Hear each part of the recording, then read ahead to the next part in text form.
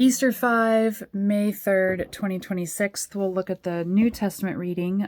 We're going backwards this week in First Peter. We had kind of the later part of chapter 2 for Easter 4, and now we're going to back up a little bit for Easter 5. I love this verse 2. Like newborn babes, long for the pure milk of the word, that by it you may grow in respect to salvation. This reminds us that, we never arrive in our faith. We need to stay fresh. We need to stay new, like a brand new baby, just longing for the pure milk of the word. The way a baby longs for its mother's milk. We never get to the point where we've got it. The Bible, I'm good. There's nothing else really that I can squeeze out of that. No, stay fresh, stay new. Come to the word every single time looking for something that you've never seen before. That humility, I guess, with respect to the word is a great place to stay every day of our lives. But just like a mother's milk nourishes a newborn infant, so the word nourishes us. And it nourishes us differently at different points in our lives and in different years and in different ways. And that's why you can read the same passage again and again and again, and it hits you differently at a different stage in your life. So the word is powerful. It accomplishes its purpose. And there's always something in it for us. So then Peter starts talking about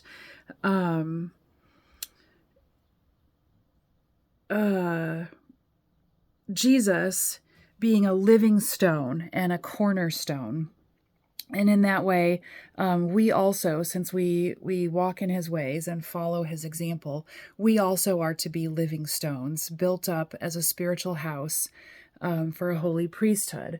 The Jews had a priesthood, the Levitical priesthood. They had chief priests, they had teachers of the law, they had rulers. But we see in a lot of situations that they weren't living stones. They were dead. And Christ actually told them, you guys are like whitewashed tombs. You think you look good on the outside, but inside you are dead, and you stink of rot and filth, because like Stephen said, they weren't circumcised in their hearts. They hadn't covenanted their hearts to Christ. And so Peter is saying, you be a living stone. What does that mean? Well, if it's living, then it needs nourishment for one thing, and it grows for another. And so that's a call on our lives. How do we get that nourishment? We go to the word. In Acts 2, I think verse 42, continue in the apostles' teaching and fellowship, in the breaking of the bread and in the prayers. In that way we can be living stones. So then he talks a little bit more about the prophecies that Jesus would be the stone. He is the foundation on which the church was laid, not Peter.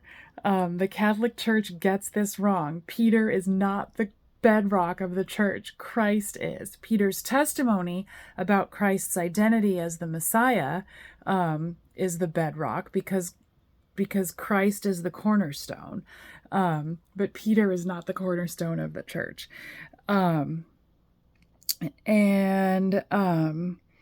Verse 9, it says, you are a chosen race, a royal priesthood, a holy nation.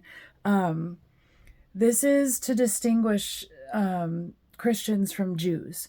In Judaism, the holy people were the priests. The chosen ones were the priests. They were in many cases treated like royalty. They were provided for. All their needs were given. There was a special tithe that would support them because they were doing the work of the Lord, by ministering constantly, day and night, in his temple.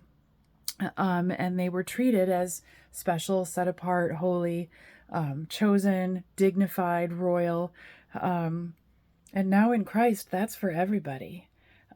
You are a chosen race. You are holy. You are royalty. How does that change your perception of yourself? How can you live into this? Is true, right? This isn't my opinion. I'm not extrapolating this from anywhere. This is true of Christians. And if you believe and if you walk in the ways of Christ, you're royalty, and that means something. Don't let people look down on you. Don't you look down on yourself.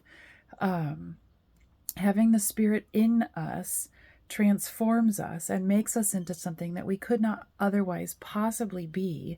And we share in Jesus's majesty and in his kingdom. We are members of that kingdom, and therefore that elevates us in such a way that our lives have purpose, our lives have dignity, and we have something that we can be really proud of.